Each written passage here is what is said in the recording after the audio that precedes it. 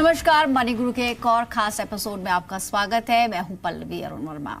आमतौर पर हम इंश्योरेंस के बारे में बात करते रहते हैं और हमेशा आपको इस शो के जरिए कहते आए हैं कि आप अपने लिए इंश्योरेंस जरूर खरीदिए। लेकिन इंश्योरेंस के भी कई टाइप्स हैं और उसके अंदर भी जब आपको चूज करना पड़ता है कि आपको होल लाइफ यानी कि जो आजीवन प्लान्स होते हैं वो आपको लेने चाहिए यानी traditional plans versus term plan, ये एक ऐसी बैटल है जिसको लेकर आम दर्शकों के मन में काफी कुछ कंफ्यूजन रहता है। लेकिन जो डिसीजन मेकिंग प्रोसेस है यानी उस फैसले पर पहुंचने तक भी किस तरह आपको आगे बढ़ना है और कैसे चूज करना है एक होल लाइफ प्लान और साथ ही टर्म प्लान के बीच में, आज इस पर बात करने के लिए पूनम रुंगटा हमारे साथ होंगी जो कि सर्टिफाइड फाइनेंशियल प्लानर है। पहले आपको बेसिक डिफरेंस बता दें यानी कि दोनों ही जो प्लान्स है उनमें इंपॉर्टेंट फर्क क्या है। होल लाइफ जैसे कि नाम से पता चलता है ये आजीवन बीमा पॉलिसी होती है थ्रू आउट योर लाइफ, यानी जब तक आप प्रीमियम पे कर रहे हैं तब तक आपको कवर होल लाइफ के अंदर मिलता है। वहीं अगर टर्म प्लान जैसा कि इसके नाम में है टर्म, तो आप जितने साल का बीमा खरीदेंगे 10 साल 20 साल 30 साल उसके आधार पर आपको कवर मिलता रहेगा।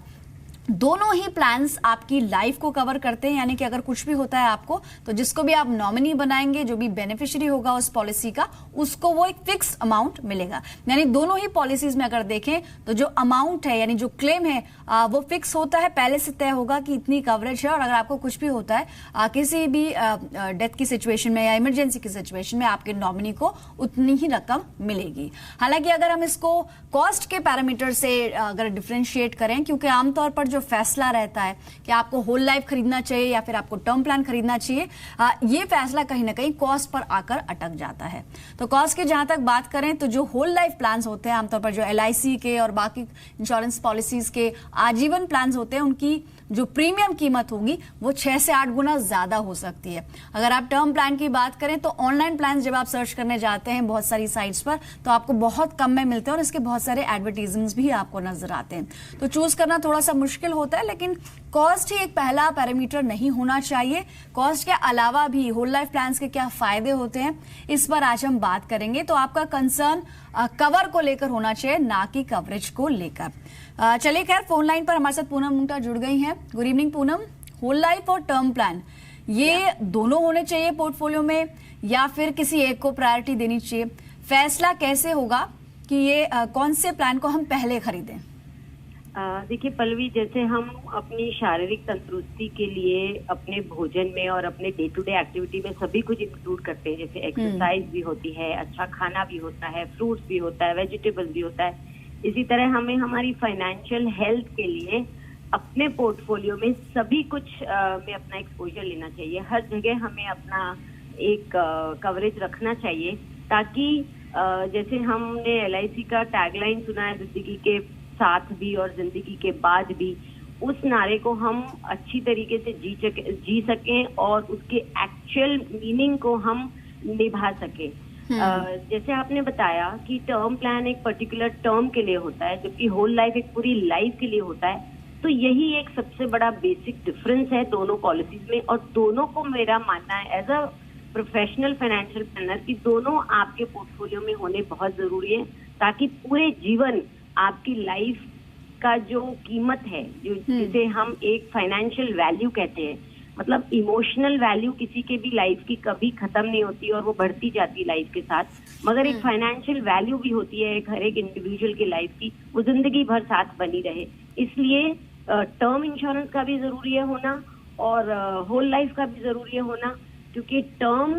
एक पर्टिकुलर टर्म में जब ह्यूमन लाइफ वैल्यू मैक्सिमम होती है एक इंडिविजुअल की, जब तक वो रिटायर नहीं होता तब तक उसकी जो फाइनेंशियल वैल्यू है यानी जो उसकी घर के प्रति जरूरतें हैं, अपने बच्चों के प्रति जरूरतें हैं, वो मैक्सिमम होती है। घर के लोन होते हैं, बच्चों की पढ़ाइयाँ होती हैं, शादियां होती है, तो ये सब के दौरान टर्म इंश्योरेंस का भी होना जरूरी है ताकि लाइफ कवर बड़ा रहे, ज्यादा रहे और किसी के न रहने पर पूरी फैमिली को फाइनेंशियली किसी तरीके का लोन ना आए। एस्पेक्ट जब हम इसे कंपेयर कर रहे थे हमने एक चीज यहाँ पर डिफरेंस देखा कि कॉस्ट का बहुत अंतर होता है। जो टर्म प्लान है वहां पर कॉस्ट बहुत ही कह सकते इकोनॉमिकल होती है और अफोर्डेबल होती है, लेकिन जो होल लाइफ प्लान्स है, हालांकि इसमें बेनिफिट भी आजीवन आपको मिल रहा है, लेकिन इसमें प्रीमियम्स बहुत हेफ्टी होते हैं, बहुत हैवी प्रीमियम्स इसमें देने पड़ते हैं। तो अगर इस चीज को ध्यान में रखें तो चॉइस कैसे करेंगे हम? और आपने कहा कि क्योंकि एक अच्छा एक बड़ा पोर्टफोलियो बनाने के लिए दोनों चीजों की जरूरत है, लेकिन इस मिश्रण में किसका कितना प्रपोर्शन होना चाहिए, ये किन चीजों पर निर्भर करेगा? क्या ये पॉलिसी होल्डर की उम्र पे डिपेंड करेगा, या उसकी कितनी इनकम है उस पर डिपेंड करेगा, या फिर उसकी फैमिली में कितने लोग उस पर डिपेंडेंट है इस पर डिपेंड करेगा? ये कौन कौन से फैक्टर्स होंगे जिसके बाद हम चॉइस कर पाएंगे कि कौन सा प्लान लेना है? देखिए, सबसे ज्यादा जरूरी 2 पैरामीटर होते हैं कोई भी इंश्योरेंस कवरेज को लेने के लिए। एक तो आपकी फाइनेंशियल कितनी स्टैंडिंग, यानी आप कमाई कितनी करते हैं और कितना खर्च करते हैं अपनी फैमिली के लिए, और दूसरी आपकी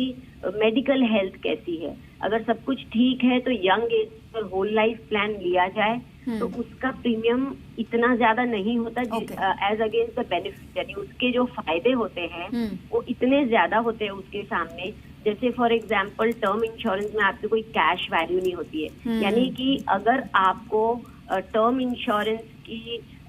अवधि के दौरान कुछ नहीं हुआ तो आपको कुछ भी पैसे रिटर्न नहीं मिलते हैं, जबकि होल लाइफ पॉलिसी में आप जिंदा रहते हैं उस अवधि के बाद तक भी तो आपको एक कैश वैल्यू देखने को मिलता है। दूसरा फायदा है, आपको अगर बैंक से किसी तरीके का लोन चाहिए तो आप अपनी होल लाइफ पॉलिसी को एज अ हाइपोथिकेशन रख सकते हैं, और जो भी पैसा इससे रिटर्न आता है आपके नॉमिनी को एज अ सक्सेशन मिलता है, यानी जब आप इनहेरिटेंस देना चाहते हैं आप अपने बच्चों को, तो वो एक होल लाइफ पॉलिसी के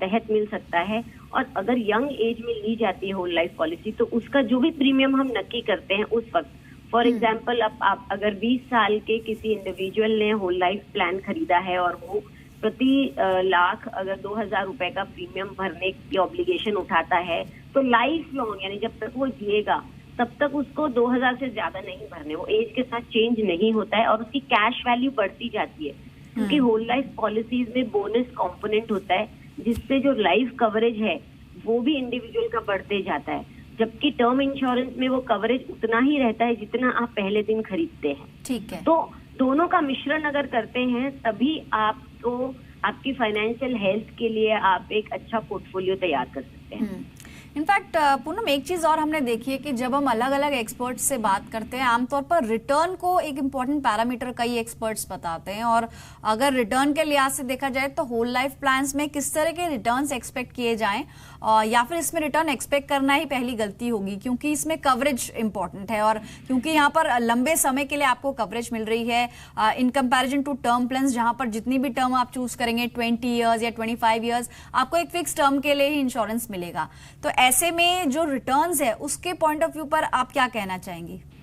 देखिए, सबसे पहली बात तो यहाँ पे मैं ये क्लियर करूंगी कि इंश्योरेंस को निवेश से एकदम अलग रखा जाए। आप कभी भी किसी इंश्योरेंस पॉलिसी को इन्वेस्टमेंट के तरीके उसी सेम पैरामीटर में तोल के ना खरीदे कि मुझे इंश्योरेंस पॉलिसी से कितने पैसे मिलेंगे। अगर हम ऐसे सोचने चले तो फॉर एग्जाम्पल अगर किसी इंडिविजुअल को इंश्योरेंस पॉलिसी खरीदते ही कुछ हो जाता है तब तो इंश्योरेंस पॉलिसी इतना बड़ा हेफ्टी अमाउंट देगी कि उसकी कोई रिटर्न की कैलकुलेशन ही नहीं होगी। ठीक है, तो आपको इंश्योरेंस को रिटर्न के साथ नहीं जोड़ना है, आपको वो सिर्फ कवरेज के लिए लेना है। तो उसमें जब हम होल लाइफ की बात करते हैं तो पर्टिकुलरली होल लाइफ पॉलिसी को मैं एक डेट कैटेगरी के इन्वेस्टमेंट में भी समझ सकती हूँ, क्योंकि ये लंबे समय के लिए लिया जाता है, तो इसमें जो दूसरे डेट एसेट्स हैं उस हिसाब से मैं 7.5%, 7% का रिटर्न एक्सपेक्ट कर सकती हूँ, जो कि टैक्स फ्री होता है। तो जब हम टैक्स फ्री कंपोनेंट भी डालते हैं तो उसमें आप रिटर्न को कहीं ना कहीं एक इम्पोर्टेंस दे सकते हैं, but never ever compare insurance and investment, मतलब दोनों को बिल्कुल अलग रखना चाहिए। तो यानी ये बात तो साफ कर दी एक्सपर्ट ने कि आप इन्वेस्टमेंट के तौर पर इसको ना समझे, इंश्योरेंस आपकी फैमिली को कवर देने के लिए है। तो अगर आप के ऊपर आपके परिवार, आपका फैमिली जो है वो डिपेंडेंट है तो आपको ये ध्यान में रखना है कि आपको एक पर्याप्त कवर लेना है। कवर कितना होना चाहिए इस पर भी पूनम से बात करेंगे, लेकिन क्विकली देख लें कि इसके फायदे क्या क्या है। सबसे पहला, जैसे एक्सपर्ट ने कहा कि आपको होल लाइफ, पूरे जीवन में आपको लंबे समय के लिए आपको कवर यहाँ पर मिलता रहेगा, और अच्छी बात यह कि आपका जो प्रीमियम होगा वो फिक्स हो जाता है, यानी कि इसकी कैश वैल्यू तो बढ़ेगी लेकिन प्रीमियम्स हैवी नहीं होंगे। तीसरी और इंपॉर्टेंट बात कि यहाँ पर इसके अगेंस्ट भी आप लोन ले सकते हैं। तो तो ये भी काफी इंपॉर्टेंट फायदा है होल लाइफ प्लान्स का। और साथ ही साथ इसमें गारंटी डेथ बेनिफिट है, यानी कि अगर आपको कुछ भी होता है तो आपके बाद आपके परिवार को, जिसको भी आप नॉमिनी बनाते हैं, उसको एक फिक्स्ड अमाउंट यहाँ पर मिलता है। लेकिन आपने टैक्स के लिहाज से बोला कि यहाँ पर जो भी रिटर्न्स आपको मिलते हैं वो टैक्स फ्री होते हैं। तो जहां तक टर्म प्लान से इसको मैं कंपेयर करूं, टैक्स की छूट दोनों में मिलती है एटीसी के अंदर, लेकिन टर्म प्लान्स में एक फायदा देखिए ये है कि हर साल आप इसको रिन्यू करते हैं, यानी कि अगर आप बीच में नहीं कंटिन्यू करना चाहते हैं या कोई दूसरी पॉलिसी लेना चाहते हैं तो आप स्विच भी कर सकते हैं, आप बंद भी कर सकते हैं। When it comes to a whole life plan, तो अगर मैंने पॉलिसी शुरू की और 5 साल या मान लीजिए कि 10 साल के बाद मुझे लगा कि मुझे और प्रीमियम्स नहीं पे करने या मुझे बंद करनी है, तो मेरे पास क्या ऑप्शंस हैं? देखिए, पॉलिसीज बंद करना कभी भी रिकमेंडेड नहीं होता है, क्योंकि जब आप इंश्योरेंस कंपनी के साथ एक कॉन्ट्रैक्ट में एंटर करते हैं कि आप इतने साल तक प्रीमियम भरेंगे और सामने कंपनी इतना आपको रिस्क कवर देने वाली है, तो उस कॉन्ट्रैक्ट को अगर हम बीच में ब्रेक करते तो कहीं ना कहीं हमें नुकसान होता है। टर्म प्लान एक ऐसी चीज है जहां पे आपको रिटर्न कुछ नहीं मिलता, इसलिए हमें लगता है कि नुकसान नहीं है। मगर कभी भी आपकी जब हिस्ट्री गिनी जाती है दूसरी पॉलिसी लेने के टाइम, तो उसको जरूर कंसिडर किया जाता है कि इन्होंने अपना प्रीमियम टाइम पे नहीं भरा है, जो हमारे अगेंस्ट फॉल हो सकता है। दूसरी बात, होल लाइफ प्लान्स में अगर आप बीच में बंद करते हैं तो आपको सरेंडर वैल्यू यानी कैश वैल्यू मिलती है। ओके, क्योंकि होल लाइफ और एंडोमेंट बहुत तरह के प्लान्स हैं, तो अगर आप थोड़ा सा उसके बारे में बता पाएं, जो मनी बैक पॉलिसीज होती हैं, चाइल्ड प्लान्स होते हैं जिसमें बहुत लंबे समय तक हम प्रीमियम पे करते हैं, क्योंकि एक ओवरऑल हम इंश्योरेंस पोर्टफोलियो की बात कर रहे हैं, तो ये कहाँ पर स्टैंड करती हैं जो मनी बैक पॉलिसीज होती है? क्योंकि थोड़ी देर पहले आप कुछ पे बैक की भी बात कर रही थी, कोई पॉलिसी आपने लंबे समय के लिए ली और कई पॉलिसीज में होता है कि 10 साल के बाद फिर 15-20 अलग अलग पड़ाव पर ये आपको कुछ रकम वापस मिलती है। तो इस तरह की पॉलिसीज का क्या फायदा हो सकता है?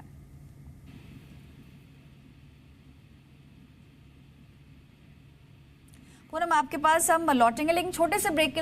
के लिए रुकते हैं। ब्रेक से लौट कर जानने की कोशिश करेंगे कि इंश्योरेंस पॉलिसी अगर आप लेना चाह रहे हैं तो किन बातों का आपको ख्याल रखना है और कितनी तरह की पॉलिसीज बाजार के अंदर मौजूद है।